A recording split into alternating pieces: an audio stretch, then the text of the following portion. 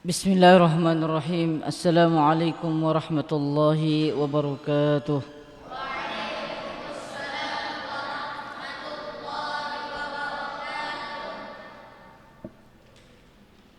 Alhamdulillah. Alhamdulillahilladzi hadana subulas salam wa afhamana bi syariatin Nabi sallallahu alaihi wasallam.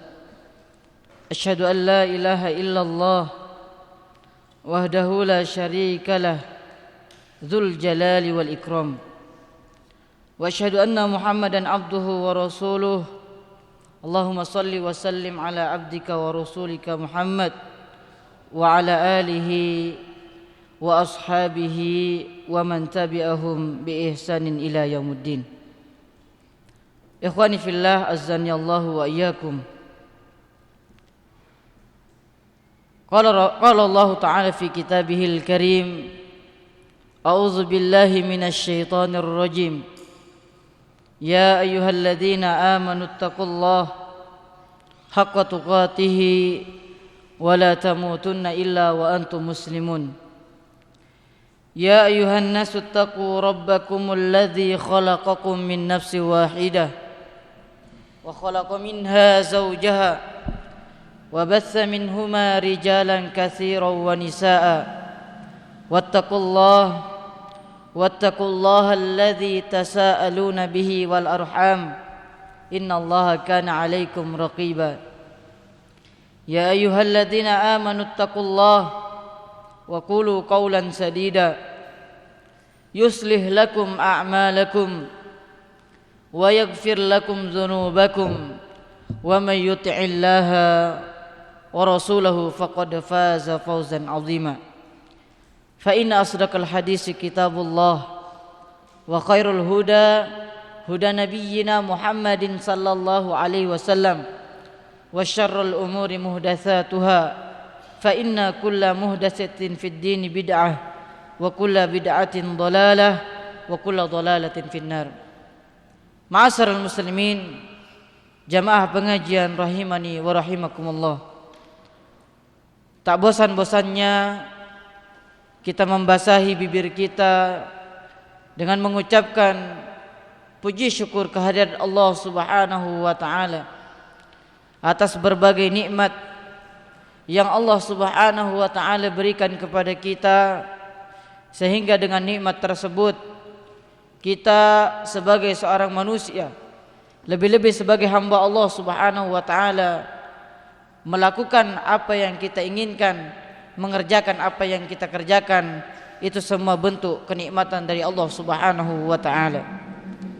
Salawat beriring salam semoga sampai kepada baginda Nabiullah Muhammad sallallahu alaihi wasallam, seorang anak manusia yang diutus oleh Allah Subhanahu wa taala ke muka bumi ini, tidak lain dan tidak bukan hanya untuk membawa ajaran agama syariat Islam hingga sampai kepada kita saat sekarang ini. Jadi kita sebagai umatnya, kita sekarang mengetahui manis pahitnya di dalam Islam itu sendiri. Ma'asyiral muslimin, jamaah pengajian rahimani wa rahimakumullah. Waktu terus bergulir. Hal ini menandakan bahwa tidak ada yang berhenti dalam perjalanan alam raya ini. Semuanya terus berjalan sesuai ketentuan-ketentuan yang Allah Subhanahu wa taala takdirkan. Hari demi hari telah kita lewati, minggu demi minggu telah kita lewati, bulan demi bulan telah kita lewati, dan tahun demi tahun telah kita lewati. Tambah umur kita sebagai seorang hamba, kita harus mensyukuri dengan segala bentuk yang kita kerjakan. Allah Subhanahu wa taala memberikan kita ketakwaan, maka kita harus bersyukur dengan apa yang Allah Subhanahu wa taala berikan kepada kita. Dengan bertakwanya kita kepada Allah Subhanahu wa taala, maka yang Allah Subhanahu wa taala inginkan kepada seluruh hambanya, yaitu menjalankan apa yang diperintahkannya dan menjauhi segala apa yang dilarang oleh Allah Subhanahu wa taala. Hadirin pengajian rahimani wa rahimakumullah. Allah Subhanahu wa taala berfirman dalam Al-Qur'an. Allah Subhanahu wa taala mengatakan, "Anishkur lillah wa man yashkur fa innama yashkuru li nafsih."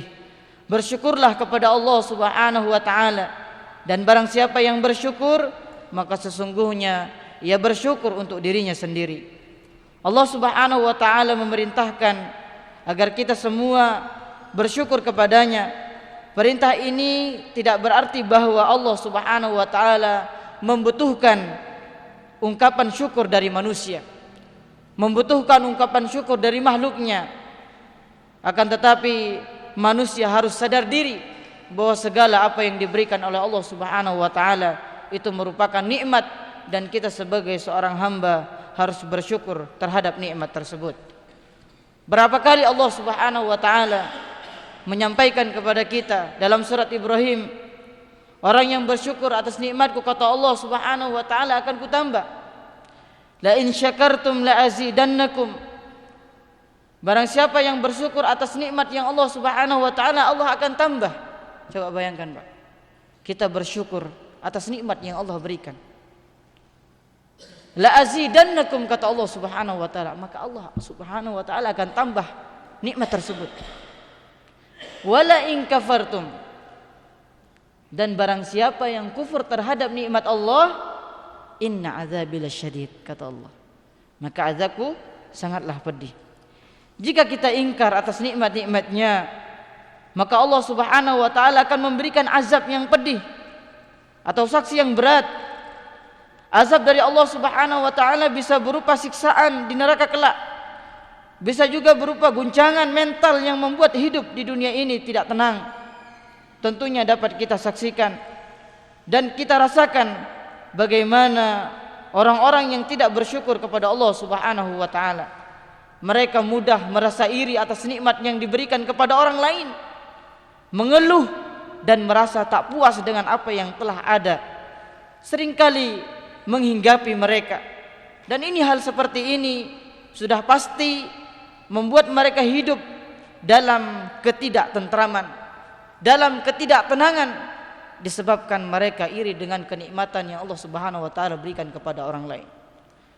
Allah Subhanahu wa taala berikan kepada kita nikmat, baik itu nikmat itu sedikit maupun itu banyak. Kita harus mensyukuri nikmat tersebut. Kita harus beriman kepada Allah Subhanahu wa taala dengan nikmat-nikmat yang Allah berikan kepada kita. Allah Subhanahu wa taala memberikan kita kenikmatan berupa kita bisa menjadi seorang pejabat semisal halnya, atau seorang siswa, atau seorang petani. Kita harus mensyukurinya, karena takdir yang Allah Subhanahu wa taala berikan kepada kita itu adalah sesuai dengan kemampuan kita. Allah Subhanahu wa taala tidak memberikan kenikmatan itu melebihi dari kemampuan seseorang. Semisal halnya ada di kalangan kita atau saudara ikhwah kita yang dipilih oleh Allah Subhanahu wa taala menjadi seorang presiden semisal, pasti dia orang itu mampu menerima nikmat yang Allah Subhanahu wa taala berikan. Seandainya di antara kita yang Allah Subhanahu wa taala tidak pilih dia menjadi seorang pemimpin, akan tetapi dia mau menjadi seorang pemimpin, maka hal tersebut, orang tersebut tidak akan mampu menanggulangi apa yang dia inginkan, karena kenikmatan yang Allah Subhanahu wa taala berikan kepada kita itu harus sesuai dengan kemampuan kita. Allah Subhanahu wa taala dalam hadis Rasulullah sallallahu alaihi wasallam, segala apa yang Allah Subhanahu wa taala takdirkan kepada kita, maka kita harus imani. Kita sebagai seorang hambanya. Hadis Rasulullah sallallahu alaihi wasallam mengatakan dalam rukun iman, al-imanu an tu'minu billah wa malaikatihi wa kutubihi wa rusulihi wal yaumil akhir wa tu'minu bil qadri khairihi wa syarrihi. Coba bayangkan. Jadi ketika kita mengambil pelajaran dari hadis tersebut, wa tu'minu bil qadri khairihi wa syarrihi, kita beriman kepada Allah Subhanahu wa taala dari takdir yang Allah Subhanahu wa taala berikan, baik itu takdir baik ataupun takdir buruk. Tidak ada salah satu seorang manusia yang hidup di dunia ini itu melebihi dari kemampuannya diberikan oleh Allah Subhanahu wa taala. Tidak ada. Semisal halnya Allah Subhanahu wa taala takdirkan kita, ini baik untuk kita, semisal kita ketinggalan kapal semisal, Pak. Dalam hati kita ini adalah hal yang buruk. Kenikmatan yang Allah berikan ini sudah membuat saya terlambat untuk naik kapal. Padahal Allah Subhanahu wa taala mempunyai rencana. Kita sudah memastikan bahwa kita ketinggalan kapal, bahwa ini adalah takdir yang Allah Subhanahu wa taala keburukan untuk saya. Padahal ketika dengan berjalannya kapal tersebut, Allah Subhanahu wa taala memberikan kabar gembira kepada dia bahwa kapal tersebut sudah tenggelam. Bayangkan, Pak, apa yang diucapkan sama orang tersebut? Alhamdulillah, saya tidak ikut kapal. Maka Allah Subhanahu wa taala memberikan takdir kepada kita, maka kita harus imani. Baik itu takdir baik maupun takdir buruk, maka kita sebagai seorang hamba harus berbaik sangka kepada Allah Subhanahu wa taala. Bersyukur kepada Allah Subhanahu wa taala sesungguhnya tidak cukup hanya mengucapkan alhamdulillah. Sebab ada 3 cara pengucapan yang harus kita ketahui. Yang pertama yaitu melalui aktivitas lisan, yaitu dengan mengucapkan alhamdulillah. Ini cara untuk mengucapkan rasa syukur kepada Allah Subhanahu wa taala. Mengucapkan alhamdulillah adalah hal minimal yang harus kita lakukan. Aktivitas lain adalah berkata yang baik. Ini aktivitas lisan. Mengucapkan alhamdulillah, kemudian berkata yang baik-baik. Bayangkan itu, Pak. Ini bukti cara pengucapan kita, tanda rasa syukur kita kepada Allah Subhanahu wa taala.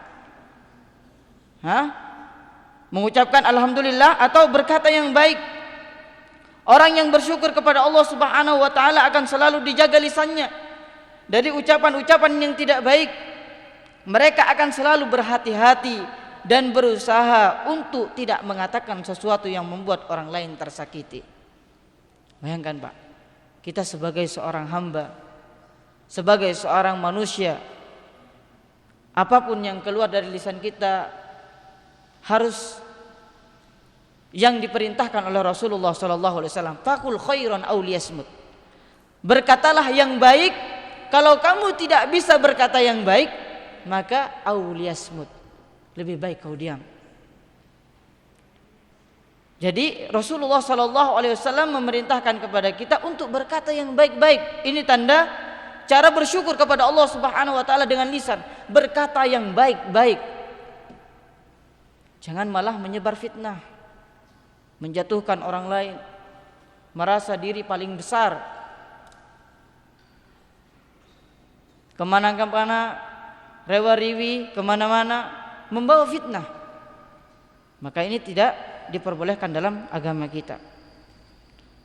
Rasulullah SAW mengatakan kepada kita, berkatalah yang baik. Kalau tidak bisa berkata baik, maka diamlah. Maka kita diperintahkan untuk Rasulullah SAW oleh Rasulullah untuk diam, daripada kita menyebar perkataan-perkataan yang dusta atau menyebar fitnah kepada orang lain. Orang-orang yang bersyukur, mereka tidak berkeberatan untuk meminta maaf atas kesalahannya sendiri kepada orang lain, sebagaimana mereka juga tidak berkeberatan untuk memaafkan orang lain. Mereka senantiasa bersegera memohon ampun kepada Allah Subhanahu wa taala, dan hal ini sesuai dengan perintah Allah Subhanahu wa taala dalam surat Al-Imran. Allah memerintahkan kepada kita, wasari'u ila magfiratin mir rabbikum, dan bersegera kamu kepada Allah untuk memohon ampun. Jadi kita diperintahkan oleh Allah Subhanahu wa taala untuk memaafkan. Bukan malah menjatuhkan, tapi memaafkan.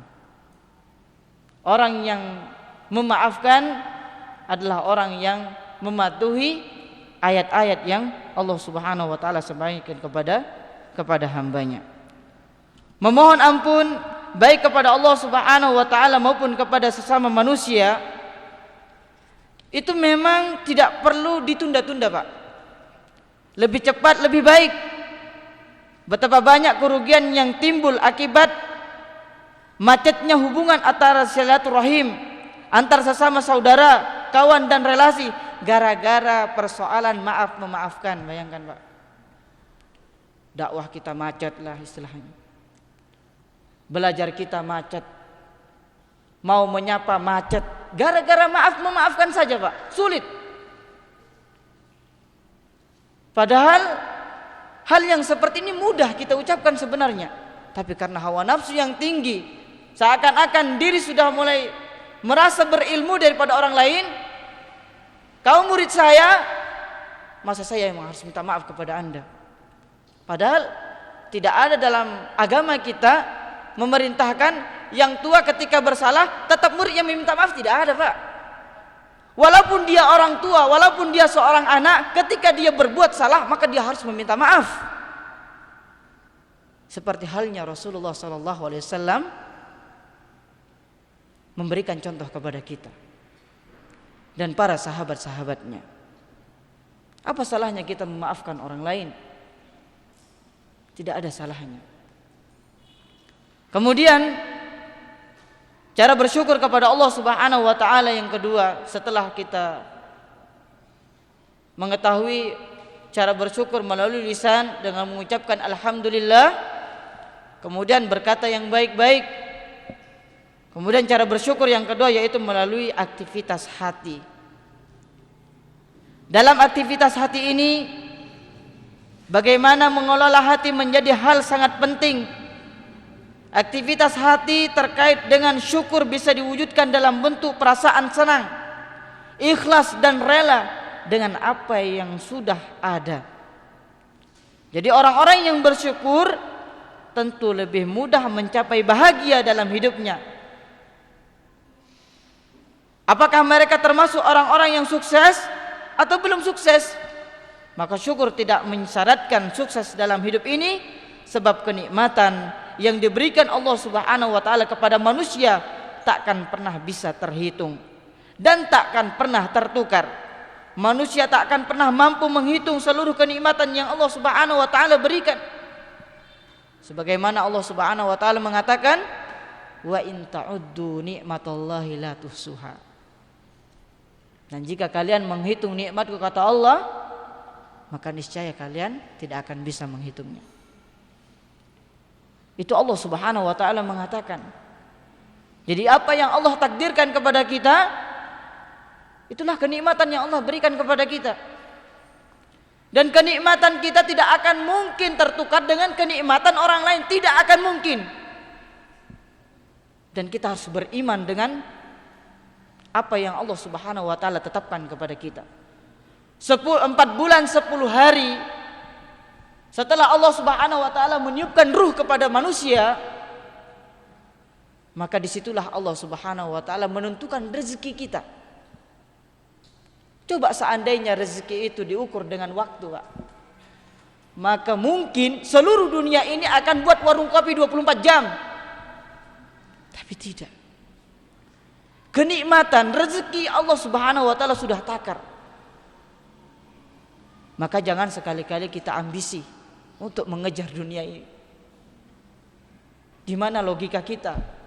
Kalau kita berpikir untuk mengejar dunia, dan dunia, sementara dunia itu sudah kita tahu akan kita tinggalkan.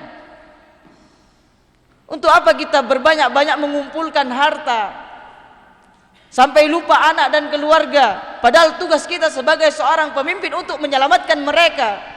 Tapi kita lupa dengan tanggung jawab kita. Kita mencari rizki dan terus seakan-akan rizki itu tidak akan datang kepada kita. Maka jawabannya tidak. Rizki sudah ditakar oleh Allah Subhanahu wa taala.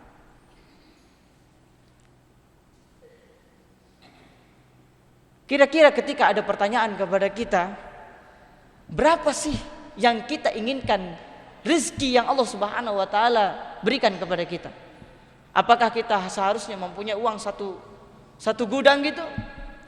Terus ketika kita mempunyai uang satu gudang, apa yang harus kita lakukan? Tidak ada apa-apa, Pak. Sama aja kita makan nasi, makan ikan, makan sayur. Tidak mungkin orang ketika kaya makan emas, tidak mungkin, Pak. Semuanya mata di mata Allah sama di mata Allah Subhanahu wa taala. Allah Subhanahu wa taala tidak melihat siapapun kita. Kayakah kita, jadi pejabatkah kita, gurukah kita, kiaikah kita? Di mata Allah Subhanahu wa taala tidak melihat itu.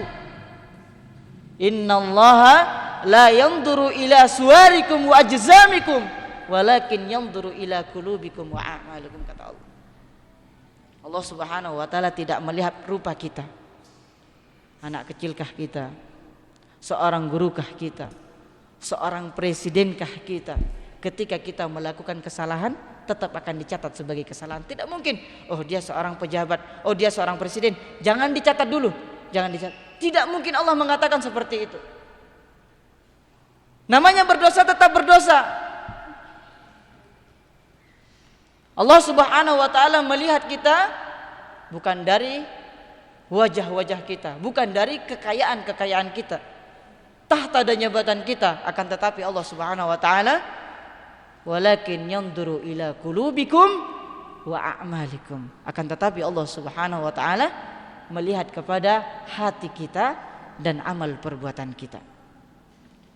Jadi kenikmatan yang Allah Subhanahu wa taala berikan kepada kita, maka yakinlah tidak akan mungkin tertukar kepada siapapun.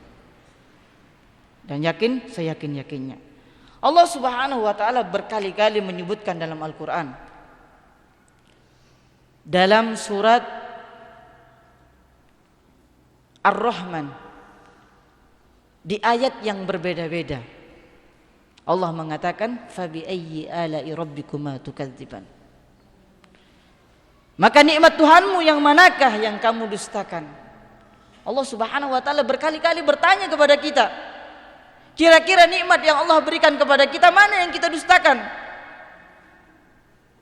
Karena yang Allah Subhanahu wa taala berikan kepada kita kenikmatan yang sangat luar biasa ini, tapi kadang-kadang kita kufur dengan nikmat tersebut. Banyak orang mengatakan kalau belum kaya belum dapat nikmat. Kalau belum S1 enggak dapat pekerjaan. Kalau belum jadi guru maka enggak dapat mukafaah. Tidak seperti itu. Kenikmatan yang Allah Subhanahu wa taala ketika kita lihat dari anggota tubuh kita, terutama mata. Siapa di antara kita yang ingin atau yang mau dibeli matanya 1 M? Bayangkan, Pak, enggak ada. Ini nikmat yang luar biasa yang Allah berikan kepada kita. Uang 1 M ada nilainya ke Sing? Enggak ada nilainya. Dengan kenikmatan tubuh yang Allah berikan kepada kita. Coba di antara kita yang ingin mau dibelikan 1 M matanya, mungkin tidak ada, Pak. Maka kita pandai-pandai untuk mensyukuri nikmat Allah Subhanahu wa taala dalam hal apapun. Dalam ayat tersebut Allah Subhanahu wa taala berkali-kali dalam surat Ar-Rahman ini Allah Subhanahu wa taala mengatakan fa bi ayyi ala'i rabbikuma tukadziban. Allah Subhanahu wa taala berkali-kali mengatakan dalam ayat-ayat ini dalam surat yang sama, yakni surat Ar-Rahman. Pengulangan ini tentu bukan tanpa maksud. Allah Subhanahu wa taala menantang kepada manusia untuk jujur dalam membaca dan menghitung-hitung kenikmatan yang Allah Subhanahu wa taala berikan. Bagaimana kita bisa bernafas, melihat dan mendengar, serta bagaimana kita bisa merasakan dengan panca indera kita. Dari pertanyaan-pertanyaan seperti itu saja kita sudah tidak mampu menghitung betapa banyak nikmat yang Allah Subhanahu wa taala berikan kepada kita. Maka barang siapa tidak bersyukur kepada Allah, sesungguhnya dia telah kufur atau mengingkari kenikmatan-kenikmatan yang telah diberikan oleh Allah Subhanahu wa taala. Hadirin pengajian rahimani wa rahimakumullah. Orang-orang yang bersyukur kepada Allah Subhanahu wa taala tentu memiliki jiwa yang ikhlas dalam melakukan dan menerima sesuatu. Orang-orang yang bersyukur tentu tidak suka berkeluh kesah atas kekurangan-kekurangan atau hal-hal yang tidak menyenangkannya. Jadi orang-orang yang bersyukur tentu lebih sabar daripada mereka yang tidak bersyukur. Memang untuk bisa bersyukur kita perlu kesabaran. Untuk bersabar kita perlu keikhlasan. Dengan kata lain, syukur, sabar, ikhlas adalah 3 mata rantai yang tidak bisa dipisahkan. Syukur adalah salah satu makom atau tingkatan yang sangat tinggi yang hanya bisa dicapai oleh orang-orang yang bersyukur. Mereka yang telah berhasil mencapai kompetensi tinggi dalam hal spiritual. Dari sinilah kemudian muncul konsep kecerdasan spiritual. Kecerdasan ini hanya bisa dicapai melalui latihan-latihan yang sering disebut dengan riyadhah. Hal ini berbeda dengan kecerdasan intelektual yang bisa diterima seorang secara gratis tanpa melalui latihan-latihan tertentu.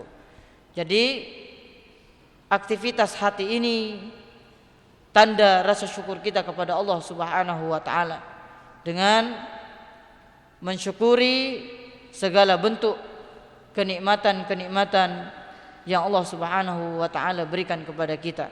Apapun kenikmatan itu yang Allah Subhanahu wa taala berikan kepada kita, kita syukuri.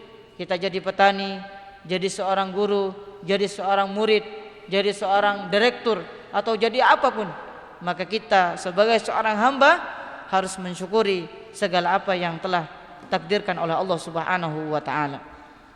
Kemudian cara bersyukur yang ketiga yang harus kita ketahui yaitu melalui aktivitas fisik. Ini tanda cara bersyukur kita kepada Allah Subhanahu wa taala. Aktivitas fisik atau perbuatan terkait dengan syukur bisa diwujudkan dalam berbagai bentuk. Baik melibatkan orang lain atau hanya melibatkan diri sendiri. Yang terkait dengan orang lain contohnya yaitu misalnya seperti berbagi rezeki. Ini adalah contoh cara bersyukur kita. Yaitu kita ketika mempunyai kelebihan harta, maka kita harus berbagi. Tahabu tahadu.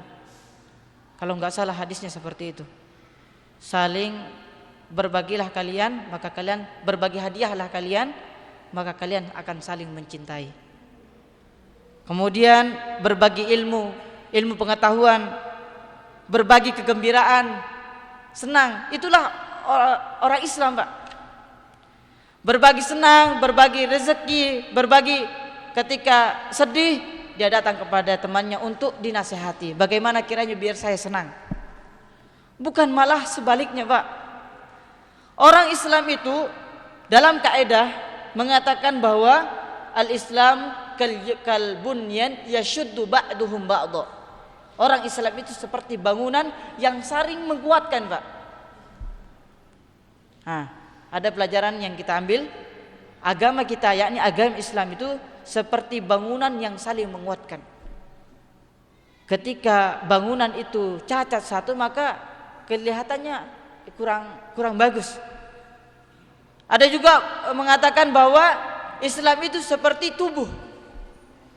Maka ketika satu tubuh yang sakit, jari kita semisal terluka, maka semua tubuh kita akan sakit.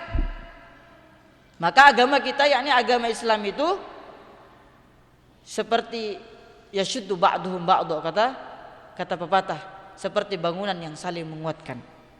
Jadi kita berbagi rezeki, berbagi senang kepada saudara-saudari kita, bukan sebaliknya berbagi fitnah. Wah, ini salah ini, Pak.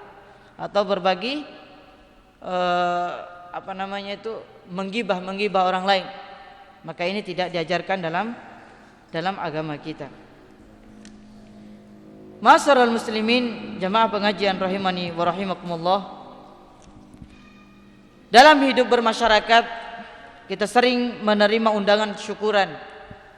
Ini adalah contoh syukur dalam bentuk perbuatan, di mana yang punya hajat berbagi rezeki kepada para tamu dengan memberikan jamuan makan dan minuman. Jamuan ini menjadi sedekah yang tentu bernilai pahala di mata Allah Subhanahu wa taala. Undangan-undangan semacam ini tentu memiliki dasar yang kalau kita telusuri dalam Al-Qur'an, dalam surat Ad-Duha, Allah Subhanahu wa taala mengatakan, "Wa amma bi ni'mati rabbika fahaddits." Dan terhadap nikmat Tuhanmu maka hendaklah kamu siarkan. Maka dengan cara kita membagi rezeki, mengundang teman-teman kita untuk tasyakuran, ini merupakan salah satu pengamalan dari ayat-ayat Allah Subhanahu wa taala. Perintah berbagi kenikmatan dengan orang lain dapat ditelusuri salah satunya melalui ayat ini, dengan maksud agar mereka juga ikut serta merasakan kebahagiaan yang kita rasakan. Ini sering disebut dengan tahadus bin ni'mah. Hanya saja perlu diingatkan agar pelaksanaannya tidak berlebihan dan harus dilakukan dengan niat yang ikhlas. Yang dimaksud dengan ikhlas di sini adalah tidak ada niat lain kecuali hanya untuk beribadah kepada Allah Subhanahu wa taala.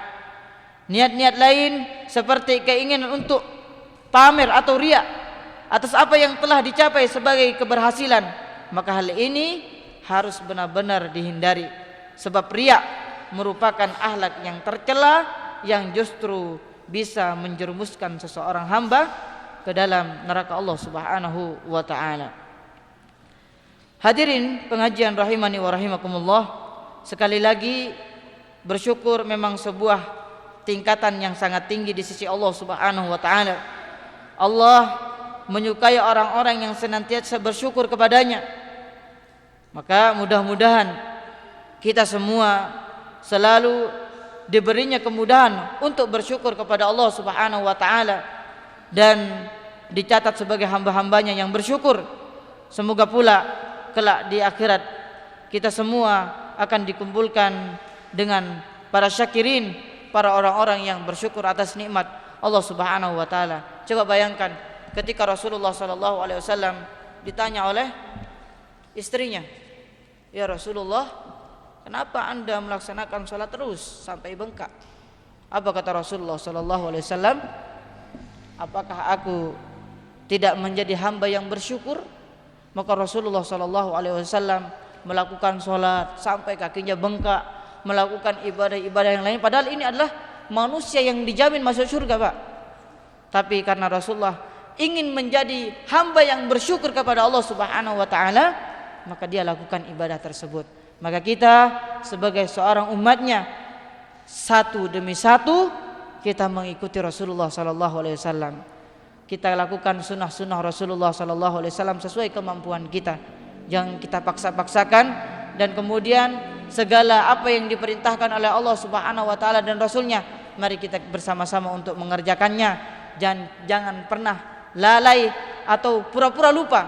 Kalau kita ingat, maka kerjakan. Karena segala apa yang diajarkan oleh Rasulullah SAW kepada kita, itu akan mengantarkan kita ke dalam surganya Allah Subhanahu wa taala. Mungkin pengajian hari ini kita cukupkan sampai di sini. Semoga Allah Subhanahu wa taala memberikan keistiqomahan kepada kita untuk terus menuntut ilmu agama, karena inilah jalan yang satu-satunya yang akan memudahkan kita untuk memasuki surganya Allah Subhanahu wa taala. Malah kita tutup dengan doa kafaratul majlis. Subhanakallahumma wa bihamdika asyhadu an la ilaha illa anta astaghfiruka wa atubu ilaik. Wa akhiru da'wana anil hamdulillahi rabbil alamin. Assalamualaikum warahmatullahi wabarakatuh.